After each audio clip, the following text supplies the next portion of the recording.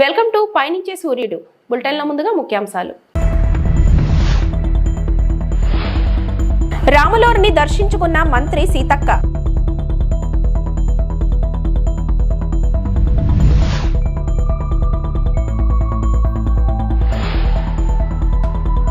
మాజీ శాసనసభ్యులు కోనేరు కోనప్ప చేతుల మీదుగా ఛత్రపతి శివాజీ మహారాజ్ విగ్రహ ఆవిష్కరణ.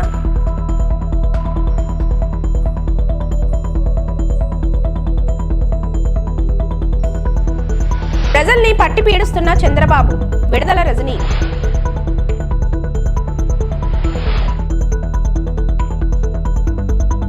భారతదేశం యొక్క వ్యూహాత్మక దాడులపై రక్షణ మంత్రి రాజ్నాథ్ సింగ్ ధైర్యమైన సందేశాన్ని అందిస్తున్నారు. బలగాలు ఉగ్రవాద స్థావరాలను నాశనం చేయడమే కాకుండా శత్రు సైనిక మరియు వైమానిక స్థావరాలను కూడా ఎలా లక్ష్యంగా చేసుకున్నాయో వెల్లడిస్తున్నారు. మనం ఇంకా ఎక్కువ చేయగలిగామని సింగ్ అన్నారు.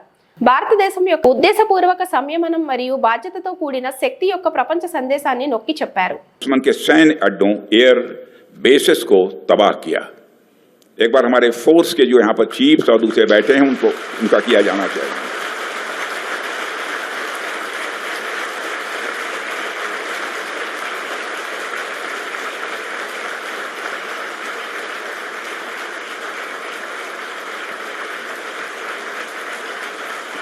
Thank you very much. मैं रोकूंगा नहीं तो रुकेगा नहीं. वैसे साथियों, करने को हम कुछ और भी कर सकते थे.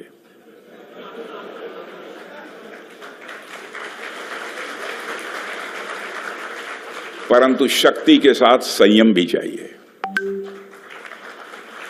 शक्ति और संयम, इन दोनों का समन्वय का हमने दुनिया के सामने एक शानदार उदाहरण पेश किया है.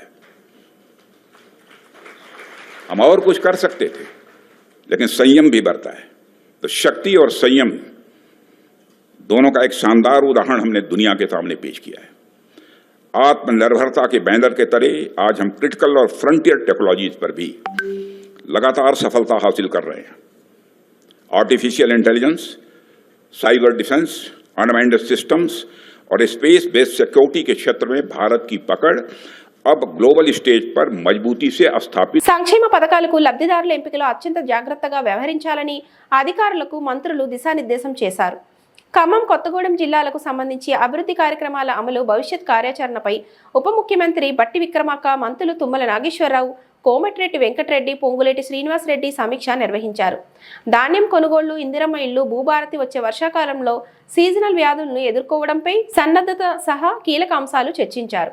నిరుపేదల ముఖంపై చిరునవ్వు చూడాలనే ఆశయంతో కాంగ్రెస్ ప్రభుత్వం పనిచేస్తుందని, ఈ మేరకు అధికారులు శ్రద్ధగా పనిచేయాలని మంత్రులు స్పష్టం చేశారు. ఇది బహుశా దేశంలో ఎక్కడ లేదు. 5 లక్షల రూపాయలతో పేదవాళ్ళకి ఇల్లు కట్టించేటువంటి కార్యక్రమం. 5 లక్షలు ఇస్ ఎ బిగ్ అమౌంట్. ఇది చాలా చారిత్రాత్మకమైన నిర్ణయం. ఒకటేసారి శాసనసభ నియోజకవర్గంలో 3500 ఇళ్లు శాంక్షన్ చేయటం అంటే మామూలు విషయం కాదు. అటువంటి గొప్ప కార్యక్రమం తీసుకొని ముందుకు పోతున్నప్పుడు మన ప్రజలు it is a big noble cause. దీన్ని చాలా జాగ్రత్తగా మీరు అధికార యంత్రాంగం కింది స్థాయి వరకు ఇళ్లు లేనటువంటి పేదవాళ్ళందరికీ అందించగలిగే ప్రక్రియని చాలా స్పష్టంగా, ట్రాన్స్పరెంట్ గా చేయాలని చెప్పే మా అందరి ఉద్దేశం.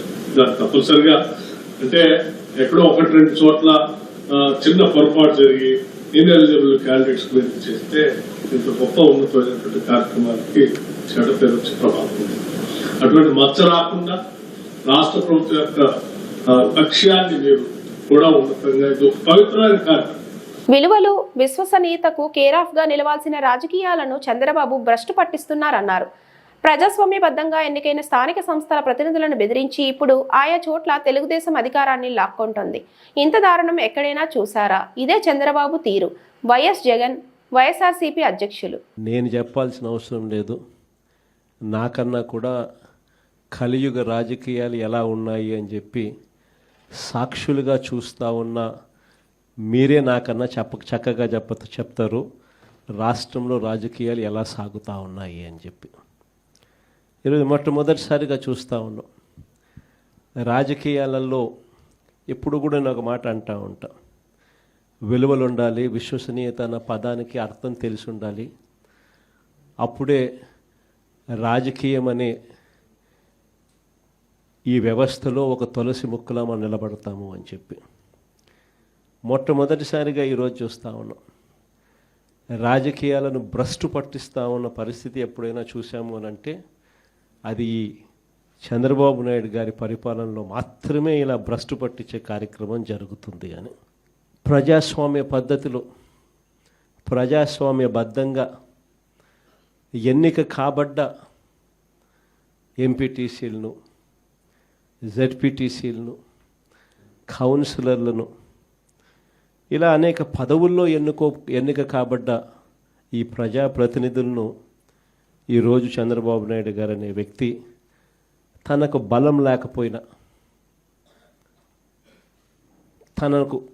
తన పార్టీ గుర్తు మీద తాను గెలిపించుకునే పరిస్థితి తనకు లేకపోయినా, వేరే పార్టీ మీద గెలిచిన వ్యక్తులు వీళ్ళు అని తెలిసి ఉన్న, తానే ముఖ్యమంత్రిగా ఉన్నాడు, తానే ప్రజాస్వామ్యాన్ని పరిరక్షించాల్సిన బాధ్యతలో తానే ఉన్నాడు అన్న సంగతి కూడా తనకు తెలిసి ఉన్న, తానే దగ్గరుండి స్వయంగా ప్రజాస్వామ్యాన్ని ఖూనీ చేస్తూ ఉన్న పరిస్థితి ఈ రాష్ట్ర రాజకీయాలలో ఈరోజు జరుగుతూ ఉన్నాయంటే అది ఎంతటి దౌర్భాగ్యపు పాలన అని చెప్పడానికి వేరే ఉదాహరణ అవసరంలా. రాబోయే రోజుల్లో తెలుగుదేశం పార్టీ ఆధ్వర్యంలో రాష్ట్ర ప్రజలకు మరిన్ని సేవా కార్యక్రమాలు చేపట్టేందుకు ప్రణాళికలు చేస్తున్నట్లు తణుకు ఎమ్మెల్యే రాధాకృష్ణ చెప్పారు. కడపలో జరుగుతున్న మహానాడు కార్యక్రమంలో భాగంగా ఏర్పాట్లను పర్యవేక్షించిన ఆయన గురువారం మీడియాతో మాట్లాడారు. 3 రోజుల పాటు నిర్వహించిన తలపెట్టిన మహానాడు కార్యక్రమంలో భాగంగా మొదటి 2 రోజులు ప్రతినిధుల మహాసభ విజయవంతమైందని అన్నారు. 2 రోజుల పాటు జరిగిన ప్రతినిధుల మహాసభలో సుమారు 50,000 మంది పాల్గొని విజయవంతం చేశారని అన్నారు. తెలుగుదేశం పార్టీ జాతీయ అధ్యక్షుడు నారా చంద్రబాబు నాయుడు, ప్రధాన కార్యదర్శి నారా లోకేష్ అధ్యక్షతన పలు తీర్మానాలు చేసినట్లు చెప్పారు. రాష్ట్రంలో అన్ని వర్గాలకు సంబంధించి రాష్ట్ర ప్రజలకు ప్రభుత్వ పరంగా, పార్టీ పరంగా అండగా ఉండేందుకు నారా లోకేష్ 6 సూత్రాలను ప్రవేశపెట్టినట్లు చెప్పారు. ప్రజల జీవన ప్రమాణాలు మెరుగుపడే విధంగా తీర్మానాలు చేశారని గుర్తు చేశారు. చివరి రోజైన గురువారం భారీ బహిరంగ సభకు 5 లక్షల మంది వస్తారని అంచనా మేరకు అన్ని ఏర్పాట్లు చేసినట్లు తెలిపారు. బహిరంగ సభకు వచ్చే ప్రతి ఒక్కరికి ఎలాంటి ఇబ్బందులు ఎదురుకాకుండా అన్ని సౌకర్యాలు, భోజన వసతి కల్పించే విధంగా ప్రణాళికలు చేసినట్లు వివరించారు. 30 సంవత్సరాలుగా పార్టీకి సేవ చేసిన చంద్రబాబు నాయుడు మరోసారి జాతీయ పార్టీ అధ్యక్షుడిగా ఏకగ్రీవంగా ఎన్నికైనందున అభినందనలు తెలిపారు. తణుకు నియోజకవర్గం నుండి భారీ సంఖ్యలో మహానాడుకు తరలివచ్చిన పార్టీ నాయకులు, కార్యకర్తలు, అభిమానులు ఎంతో ఉత్సాహంగా పాల్గొని మరింత ఉత్తేజాన్ని పొందాలని ఎమ్మెల్యే రాధాకృష్ణ చెప్పారు. అనేక తీర్మానాలు ప్రవేశపెట్టడం జరిగింది. తెలుగుదేశం పార్టీ జాతీయ అధ్యక్షుడు నారా చంద్రబాబు నాయుడు గారు, అదేవిధంగా జాతీయ ప్రధాన కార్యదర్శి మంత్రివర్యులు లోకేష్ గారి ఆధ్వర్యంలో అనేకమైనటువంటి ప్రతిపాదనలు చేసి తీర్మానాలని బలపరచడం జరిగింది. ముఖ్యంగా రాష్ట్రానికి సంబంధించి ప్రభుత్వ పరంగా, పార్టీ పరంగా ఏ కార్యక్రమాలు చేస్తున్నాం, అదేవిధంగా భవిష్యత్తులో ఈరోజు అన్ని వర్గాల ప్రజలకి తెలుగుదేశం పార్టీ ఏ విధంగా అండగా ఉండబోతుందనేది లోకేష్ గారు 6 సూత్రాలని ప్రవేశపెట్టడం జరిగింది. దీని ద్వారా ప్రతి కుటుంబం కూడా పేదరికాన్ని గెలిచి ఒకరి ప్రజల జీవన ప్రమాణాలు మెరుగే విధంగా ఈరోజు అనేక తీర్మానాలని చేయడం జరిగింది. దాంతోపాటుగా ఈరోజు భారీ బహిరంగ సభకి దాదాపు 5 లక్షల మంది వస్తారనే అంచనాతో వారికి కావాల్సినటువంటి అన్ని సదుపాయాలని కూడా ఏర్పాటు చేయడం జరిగింది. ముఖ్యంగా ఈరోజు ఈ సభకు వచ్చే ప్రతి ఒక్కరికి కూడా ఎక్కడా కూడా లోటు లేకుండా భోజన ఏర్పాట్లు కానీ, మంచినీళ్ళు కానీ, అదేవిధంగా ఏ అవసరాలు ఉన్నాయో అవసరాలన్నీ కూడా ముఖ్యంగా వారికి ఎటువంటి ఇబ్బంది లేకుండా చూసే విధంగా కూడా ఈరోజు అన్ని చర్యలు తీసుకోవడం జరిగింది. ఈరోజు ఇక్కడ కూడా దాదాపు ఈ పాయింట్లో, ఇక్కడ మేము ఉన్నటువంటి ఈరోజు పాయింట్లో కూడా దాదాపు 30,000 మందికి సరిపడా భోజన ఏర్పాట్లు చేయడం జరుగుతుంది. ఈ విధంగా ఈ కడప జిల్లాలో అనేక చోట్ల ఇటువంటి పాయింట్లను ఏర్పాటు చేసి వివిధ రూట్స్లో వచ్చేవారందరికీ కూడా భోజన సదుపాయ ఏర్పాట్లు చేయడంతో పాటుగా వేదిక దగ్గర కూడా భోజన ఏర్పాట్లు చేసి ఎవరికి కూడా ప్రతి ఒక్కరికి ఆఖరి వరకు కూడా భోజన అందించే విధంగా కూడా ఈరోజు ప్రత్యేకంగా చర్యలు తీసుకోవడం జరిగింది. ఈరోజు తెలుగుదేశం పార్టీ మహానాడు అంటే ఒక పండగ లాంటి వాతావరణం కనపడుతుంది. ఆ విధంగా కార్యకర్తలు, తెలుగుదేశం పార్టీ శ్రేణులు పెద్ద ఎత్తున ఈ కార్యక్రమంలో పాల్గొని వారందరూ కూడా ఎంతో ఉత్సాహంగా దీన్ని విజయవంతం చేయడం ధన్యవాదాలు తెలియజేసుకుంటూ, ముఖ్యంగా ఈ మహానాడు వేదికగా 30 సంవత్సరాలుగా తెలుగుదేశం పార్టీ అధ్యక్షులుగా ఈ రాష్ట్రానికి ముఖ్యమంత్రిగా అనేక సేవలు అందించినటువంటి గౌరవ ముఖ్యమంత్రి వర్యులు చంద్రబాబు నాయుడు గారు మరొకసారి తెలుగుదేశం పార్టీ జాతీయ అధ్యక్షులుగా మరొక 2 సంవత్సరాల టర్మ్కి సంబంధించి అధ్యక్షులుగా ఎన్నికైనందుకు వారికి ప్రత్యేకమైనటువంటి శుభాకాంక్షలు తెలియజేయడం జరుగుతుంది. రాబోయే రోజుల్లో తెలుగుదేశం పార్టీ ప్రజలకి మరిన్ని సేవలు చేసే విధంగా ఒక ప్రణాళిక ప్రకారం ముందుకు వెళ్తామని సందర్భంగా తెలియజేసుకుంటూ, అదేవిధంగా తణుకు నియోజకవర్గం నుంచి కూడా పెద్ద ఎత్తున తెలుగుదేశం పార్టీ నాయకులు కార్యకర్తలు ఈ మహానాడికి అటెండ్ అయ్యి వారందరూ కూడా ఎంతో ఉద్వేగమైనటువంటి అనుభూతిని పొందారనడంలో ఎటువంటి సందేహం లేదు. వారందరికీ కూడా ప్రత్యేకంగా ధన్యవాదాలు తెలియజేసుకుంటూ సెలవు తీసుకుంటాం. రాములవారిని దర్శించుకున్న మంత్రి సీతక్క. భద్రాద్రి కొత్తగూడెం జిల్లా పర్యటనలో భాగంగా మంత్రి సీతక్క భద్రాచలం సీతారామచంద్ర స్వామి వారిని దర్శించుకున్నారు. ఆలయానికి విచ్చేసిన మంత్రి సీతక్కను ఆలయ మర్యాదలతో స్వాగతం పలికిన ఆలయ వేద పండితులు. స్వామివారి దర్శనం చేసుకుని తీర్థప్రసాదాలు అందుకున్న సీతక్క. మంత్రి సీతక్కకు రాములవారి ఆలయ విశిష్టతను వివరించిన వేద పండితులు.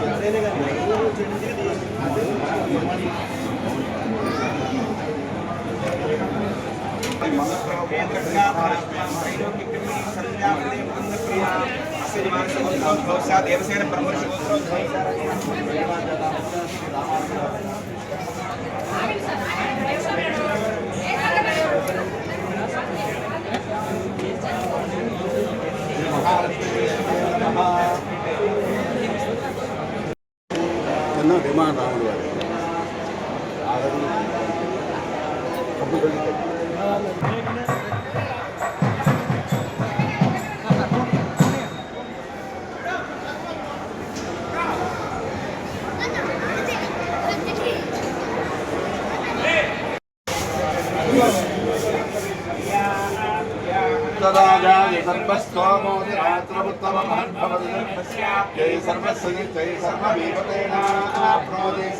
వారి జయతే రేవతిస్యాః అనంతభోగో సులోకా సమస్య.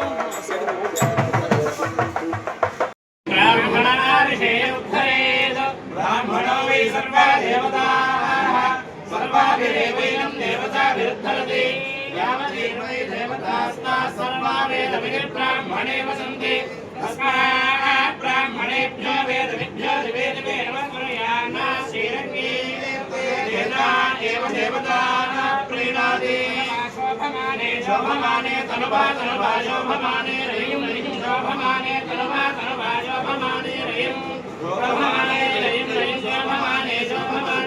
मुद्रान् रयिं शोभमाने रयिं मुद्रान् रयिं मुद्रान् रयिं मुद्रान्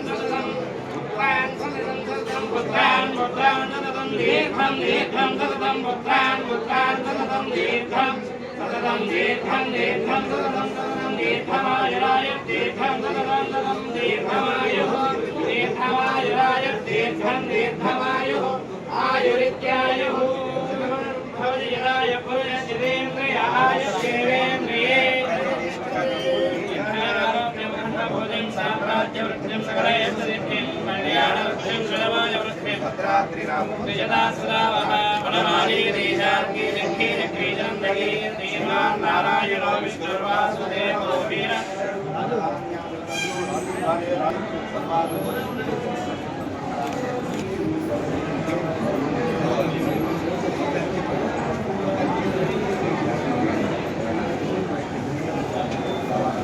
ఇంజనీరింగ్ ఫీజులు పెంచొద్దు, బి కేటగిరీ సీట్లను కౌన్సిలింగ్ ద్వారానే భర్తీ చేయాలని, డొనేషన్లు తీసుకునే కాలేజీల యాజమాన్యాలపైన చర్యలు తీసుకోవాలని బీఆర్ఎస్వీ ఆధ్వర్యంలో మాసబ్ ట్యాంక్ ఉన్నత విద్యామండలి వద్ద నిరసన అనంతరం ఉన్నత విద్యామండలి చైర్మన్ బాలకృష్ణారెడ్డిని కలిసి వినతి పత్రం సమర్పించిన బీఆర్ఎస్వీ అధ్యక్షుడు గెల్లు శ్రీనివాస్ యాదవ్, ఉపాధ్యక్షుడు తుంగబాలు మరియు తదితరులు. గెల్లు శ్రీనివాస్ యాదవ్ బీఆర్ఎస్వీ రాష్ట్ర అధ్యక్షులు. రేవంత్ రెడ్డి గారి ప్రభుత్వం ఎన్నికల ముందు కాంగ్రెస్ పార్టీ అధికారంలోకి వస్తే మొత్తం బి కేటగిరీ సీట్లను కూడా కరీంనగర్ కోటలో అయితే ఏ విధంగా భర్తీ చేస్తారో ఆ విధంగానే ఇవాళ బి కేటగిరీ సీట్లను కూడా మేనేజ్మెంట్ సీట్లను కూడా భర్తీ చేస్తామని చెప్పి ఆ రోజు మాట ఇచ్చిన రేవంత్ రెడ్డి గారు ఇవాళ అధికారంలోకి వచ్చి సంవత్సరం నరేన కూడా ఇది 2వ సంవత్సరం నడుస్తున్నా కూడా ఇంతవరకు కూడా ప్రభుత్వం కూడా ఇవాళ ఇంజనీరింగ్ కాలేజీల కోసం ఎలాంటి డైరెక్షన్ ఇవ్వకపోవడం వల్ల ఇవాళ మొత్తం ఇవాళ రాష్ట్రంలో ఇంజనీరింగ్ కాలేజీలు మొత్తం కూడా ఇవాళ సిఎస్సి లాంటి కోర్సులు అన్నిటి కూడా ఒక్కొక్క విద్యార్థి దగ్గర ఇవాళ ఇప్పటికే కౌంటర్లు ఏర్పాటు చేసుకొని 20 నుంచి 20 లక్షల వరకు ఇవాళ డొనేషన్లు తీసుకుంటున్నారు. మామూలు వాళ్ళు ఇవాళ మెరిట్ ఉండే విద్యార్థులు కూడా ఇవాళ ఈ కాలేజీలో చేరాలంటే ఇవాళ ఆర్థికంగా డబ్బులు కట్టలేని పరిస్థితి ఉండదు కాబట్టి చేరాలంటేనే ఇవాళ భయపడతా ఉన్నారు. ఈ ప్రభుత్వం ఇంజనీరింగ్ కాలేజీలతోని యాజమాన్యాలతో కుమ్మక్కై ఇవాళ కరీంనగర్ కౌన్సిలింగ్ అయితే ఏ విధంగా నిర్వహిస్తారో బి కేటగిరీ సీట్లను కూడా ఆ విధంగా నిర్వహిస్తారని చెప్పి మాట ఇచ్చిన ప్రభుత్వం ఇవాళ యాజమాన్యాలు పెట్టిన ఇవాళ బ్రైబ్ కు లొంగి ఇవాళ ఈ రాష్ట్రంలోని సామాన్య ప్రజానికం మీద ఇవాళ ఆర్థిక పరమైన భారం వేసే పరిస్థితి కనిపిస్తా ఉన్నది. ప్రభుత్వం దిగిరాకపోతే ఖచ్చితంగా ప్రభుత్వం మెడలు వంచడం సరే కానీ ₹1 వెంచడం కూడా ఈ ప్రభుత్వాన్ని వదిలే ప్రశ్న లేదు. పేదవాళ్లకు విద్యార్థులందరూ కూడా ఇవాళ బీఆర్ఎస్ విద్యార్థి విభాగం అన్నదానం ఉంటది. కేసీఆర్ గారి నాయకత్వంలో కేటీఆర్ గారి నాయకత్వంలో రాష్ట్ర వ్యాప్తంగా మేము ఆందోళన చేపడతాం. ప్రభుత్వం ఇప్పటికైనా మేల్కొని ఈ ఫీజులు మాత్రం పెంచకుండా చర్యలు తీసుకోవాలని చెప్పి యాజమాన్యాలకు లొంగి కనుక వాళ్ళు ఇచ్చే డబ్బుల కోసం ఆశపడి కనుక ఫీజులు పెంచంటే ఈ రాష్ట్రంలోని పేద వర్గాల మీద పేద ప్రజల మీద భారం పడుతుంది. మాజీ శాసనసభ్యులు కోనేరు కోనప్ప చేతుల మీదుగా ఛత్రపతి శివాజీ మహారాజ్ విగ్రహ ఆవిష్కరణ. కొమరంభీం జిల్లా కౌటాల మండలం గుడ్లబోరి గ్రామంలో ఛత్రపతి శివాజీ మహారాజ్ విగ్రహ ఆవిష్కరణ ప్రారంభోత్సవం చేసిన కోనేరు కోనప్ప శ్రీ ఛత్రపతి శివాజీ మహారాజ్ విగ్రహ ఆవిష్కరణ మహోత్సవం కమిటీ సభ్యులతో కలిసి ప్రారంభించిన కోనేరు కోనప్ప కొమరంభీం ఆసిఫాబాద్ జిల్లా కౌటాల మండలంలోని గుడ్లబోరి హనుమాన్ మందిర్ సమీపంలో ఛత్రపతి శివాజీ మహారాజ్ విగ్రహాన్ని మాజీ శాసనసభ్యులు కోనేరు కోనప్ప ఆవిష్కరించారు. ఈ కార్యక్రమంలో శివాజీ మహారాజ్ కమిటీ సభ్యులు, గ్రామ ప్రజలు పాల్గొన్నారు.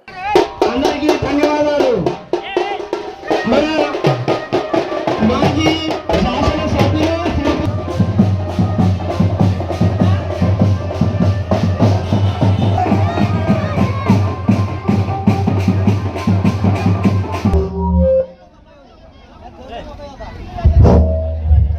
అధ్యక్షులు మరియు మండల అధ్యక్షులు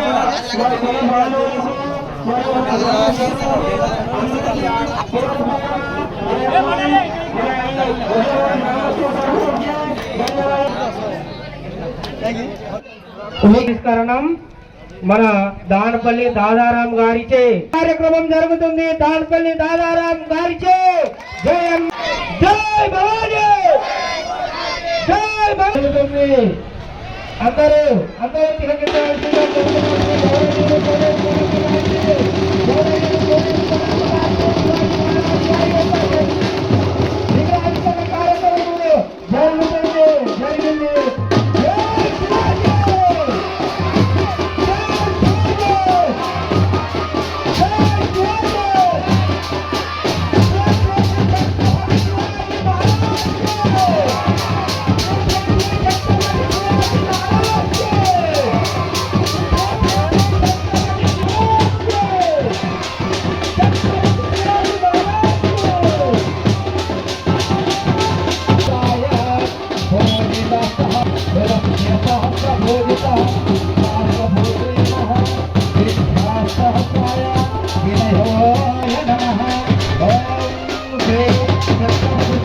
महाराज की जय।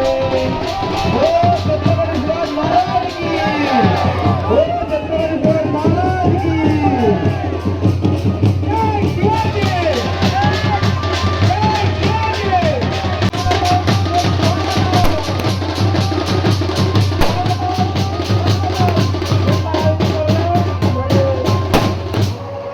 రాష్ట్ర నాయకులు మన విగ్రహావిష్కరణ శాసనసభ్యులు శ్రీ గౌరవనీయులు కోనప్ప గారిచే జరిగింది.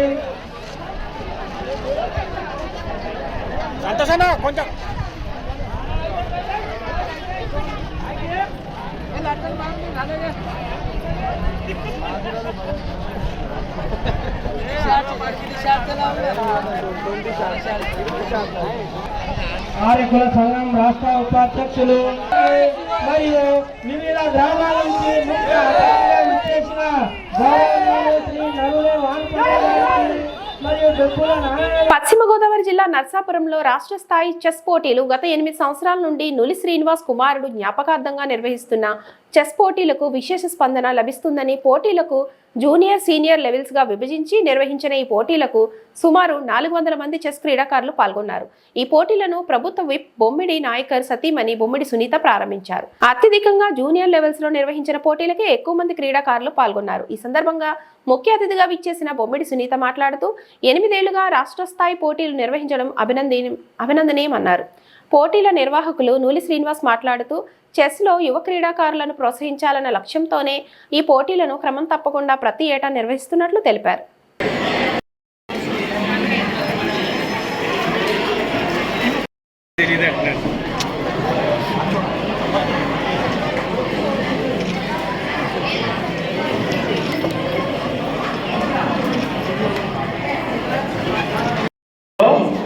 ఫస్ట్ రౌండ్ ఒకటే ఉంటుంది అయిపోయిందా?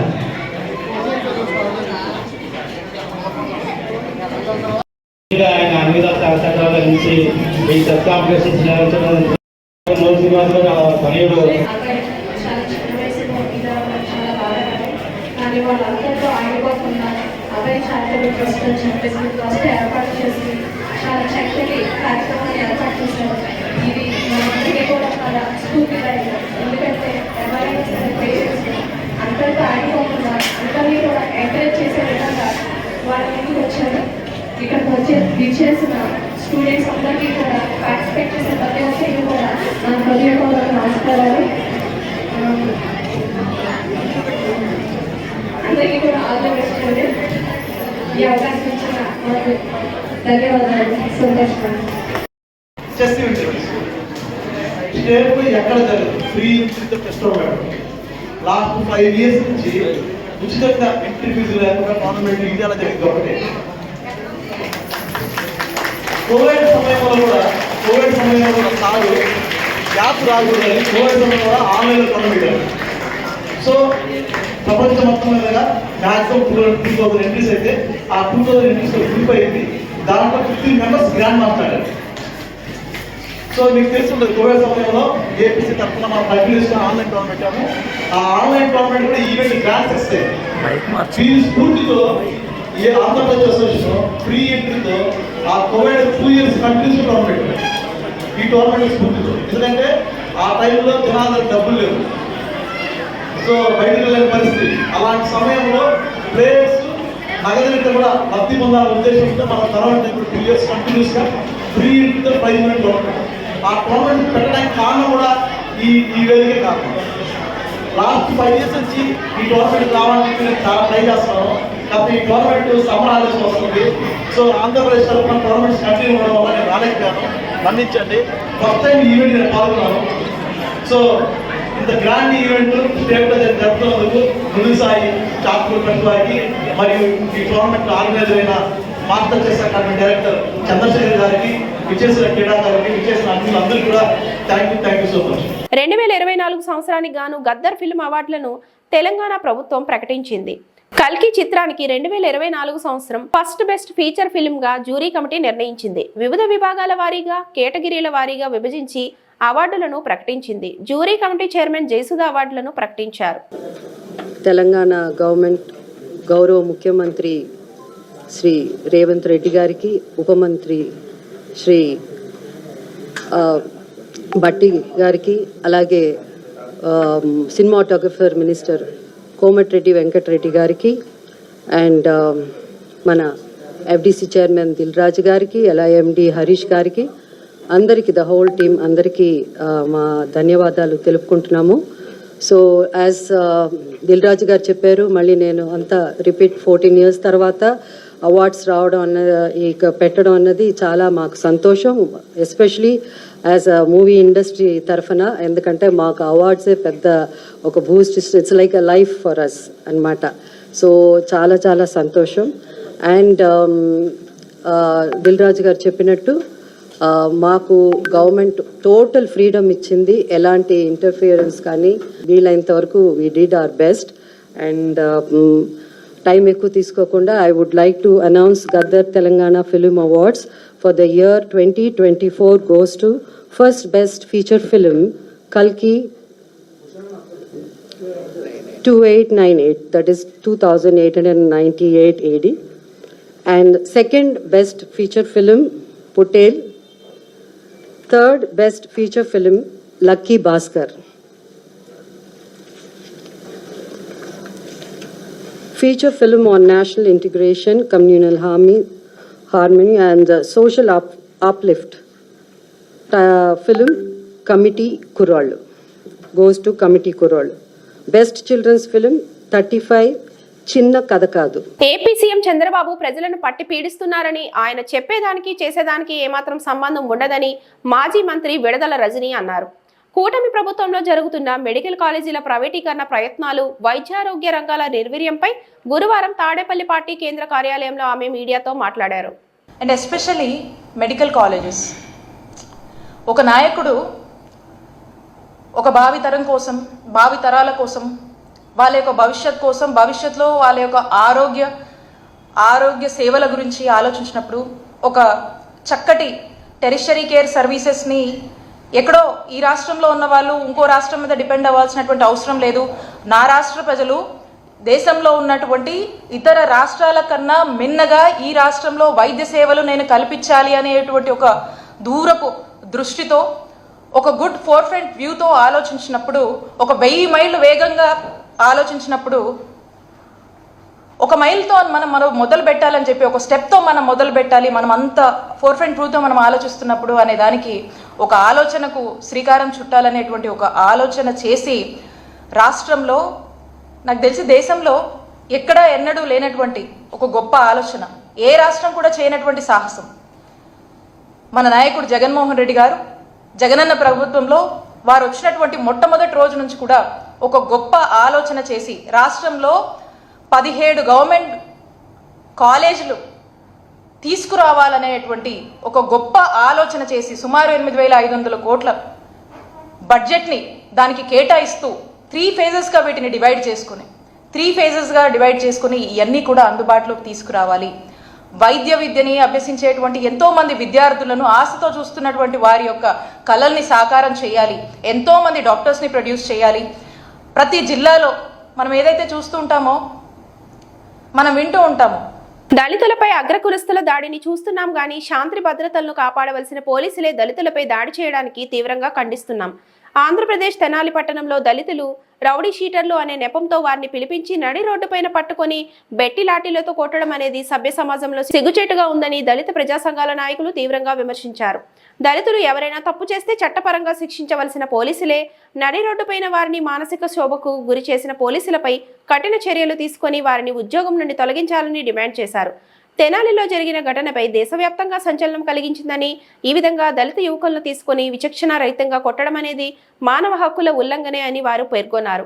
గతంలో అగ్రకులస్తులు దళితులపై అక్కడక్కడ దాడి చేయడం చూస్తున్నాం గానీ పోలీసులే దళిత యువకులపై కఠినంగా దాడి చేయడం అనేది హేయమైన చర్య. ఈ విషయమై జాతీయ ఎస్పీ కమిషన్ డీజీపీకి నోటీసులు ఇచ్చినా దళిత యువకులకు న్యాయం జరగడంలో ఆలస్యం జరిగే విధంగా ఉందని వారు పేర్కొన్నారు. ఇకనైనా ప్రభుత్వ పెద్దలు స్వర్ణాంధ్ర యుగంగా చెప్పుకునే ఆంధ్రప్రదేశ్లో దళితులపై ఇటువంటి దాడిని ప్రతి ఒక్కరూ ఖండించాలని వారు పేర్కొన్నారు. ఈ కార్యక్రమంలో పూలే అంబేద్కర్ రాజ్యాధికార సమితి రాష్ట్ర అధికార ప్రతినిధి ముండ్లపాటి పిచ్చయ్య, దళిత సీనియర్ నాయకులు బత్తలకూరి కేశవయ్య, డిఎస్పీఎస్ నాయకులు పి వెంకటరమణ, డీబీఎఫ్ రాష్ట్ర కమిటీ సభ్యుడు ఎన్ చిన్నయ్య తదితరులు పాల్గొన్నారు. ఆంధ్రప్రదేశ్లో అగ్రకులస్తులు దళితులపై దాడులు చేయడానికి చూస్తున్నాము కానీ శాంతి భద్రతలు కాపాడాల్సిన పోలీసులే దళితులపై దాడులు చేయడం అనేది సభ్య సమాజం సిగ్గుపడే విధంగా ఉందని మేము దళిత సంఘాలకు మేము తీవ్రంగా ఖండిస్తున్నాం. ఆంధ్రప్రదేశ్లోని తెనాలి పట్టణంలో 3 యువకులను రౌడీ చర్యల నెపంతో రోడ్డు మీద పడుకోబెట్టి తన బూటుకాలతో తన్నుతూ విచక్షణారహితంగా వాళ్ళు కొట్టడం అనేది హేయమైన చర్యగా మేము భావిస్తున్నాం. నిజంగా దళితులపై ఏదైనా దాడులు కానీ చేస్తే చట్టపరంగా చేయాలి కానీ లాఠీలను తన చేతులకు తీసుకొని చట్టాన్ని తన చేతులు తీసుకుని పోలీసులు ఆ విధంగా చేయడం అనేది మేము తీవ్రంగా ఖండిస్తున్నాం. చట్టము ఉందా లేదని మేము ఆలోచనలో ఉంది. ఎందుకంటే ఈరోజు చట్టం అనేది అందరికీ సమానంగా చుట్టాలు ఉండాలి కానీ ఒక పోలీసులకే చట్టము వాళ్ళ చేతులకు తీసుకొని దళితులపై దాడి చేయనేది మేము తీవ్రంగా ఖండిస్తూ ఇటువంటి దాడిని రాష్ట్రంలో అక్కడక్కడ జరుగుతున్నా కానీ మేము ఎక్కువ గొంతుకి అరుస్తున్నామో కానీ దళితులకు న్యాయం చేయడం అనేది ఎక్కడ జరగడం లేదు. ఇప్పటికైనా తెనాలి పట్టణం జరిగిన దాడిని మొత్తం జాతీయ ఎస్సీ కమిషనర్ దృష్టికి పోయినా కానీ డీజీపీకి నోటీసులు ఇచ్చినా కానీ ఇంతవరకు వారికి న్యాయం జరగడంలో పూర్తిగా విఫలమైందని చెప్పేసి మేము తీవ్రంగా తెలుపుతున్నాం. కాబట్టి అధికారులారా, నాయకులారా ఇప్పటికే ఆలోచించారు. దళితులు అనేది వాళ్ళను చిన్న చూపు చూడకుండా వాడిపైన దాడి చేయకుండా చట్టపరంగా వాళ్ళను శిక్షించాలి. కానీ చేతుల్లోకి లాఠీలు తీసుకొని వారిని చిత్రహింసలు పెట్టి దాడి చేయడం అనేది చాలా హేయమైన చర్యగా మేము దళిత సంఘాలు మేము పూర్తిగా ఖండిస్తున్నాం. ఈరోజు ఆంధ్ర రాష్ట్రంలో జరుగుతున్నటువంటి ఈ కార్యక్రమం చూస్తుంటే దళితులపై దాడులు విపరీతంగా పెరిగిపోతున్నాయి. మరీ ముఖ్యంగా గుంటూరు జిల్లా తెనాలి గ్రామంలో ఒక దళిత యువకులపై మరీ ఘోరాతి ఘోరంగా వాళ్ళను పబ్లిక్లో ఒక సిఐ గారు కాళ్ళపై ఆయన బూట్ కాలు పెట్టి ఒక సిఐ గారు విపరీతంగా కొట్టి అక్కడ ప్రజల సమక్షంలో పోలీసులు కూడా చుట్టూ చూస్తూ వాళ్ళు ఎక్కడ లేస్తున్నట్టుగా లేనికుండా ఒక యువకుడు అయ్యా నా కాళ్ళల్లో రాడ్లు ఉన్నాయన్నా కూడా కనీసం పెడచెవులు కూడా పెట్టకుండా అంత పాచికంగా భయంకరంగా కొట్టి అక్కడ చూసే ప్రజలు మహిళలు అందరూ కూడా భయభ్రాంతులకు గురయ్యే విధంగా చేయడం చాలా ఘోరమైన పని. మరి ఏ రాజ్యాంగంలో ఆ విధంగా పబ్లిక్లో కొట్టాలేమన్నా రాజ్యాంగంలో పొందుపరిచి ఉండరా? మరి హక్కులను ఉల్లంఘించినటువంటి ఈ చట్టాలని తన చేతులకు తీసుకున్నటువంటి ఈ ఇద్దరి సీఎల్ను అక్కడ పాల్గొన్నటువంటి మిగతా కానిస్టేబుల్ అందరినీ కూడా ఉద్యోగాల నుంచి పూర్తిగా తొలగించేసి వాళ్ళపై ఎస్సీ అట్రాసిటీ యాక్ట్ కేసు కూడా వాళ్ళపైన కట్టి వాళ్లకు పబ్లిక్లో జరిగితే ఎట్లుంటుందని తెలిసే విధంగా చేయాలని మేమైతే ఒక దళిత సంఘాలుగా డిమాండ్ చేస్తున్నాము. చట్టాలు కోర్టులు దేనికి? వీళ్ళ చేతలకు తీసుకునే హక్కు వీళ్ళకి ఎక్కడిది? ఒక కానిస్టేబుల్ను కొట్టినారని చెప్పి లేదా తిరగమన్నాడని చెప్పని బూచి చూస్తారు. ఓకే, అది కొట్టిండో తిట్టిండో లేకపోతే ఏదైనా చేసింటే వాళ్ళ పేర్లు మీకు ఆల్రెడీ తెలిసినాయి కదా. వాళ్ళపైన కేసులు కట్టి పోలీస్ స్టేషన్ నుంచి మీరు కోర్టుకు రెఫర్ చేయండి. కోర్టు ఏ శిక్ష వేస్తే ఆ శిక్షను తప్పకుండా అమలు పరచండి. దానికి అది ప్రజలు. ఈ వార్తలు ఇంతటితో సమాప్తం. నమస్తే.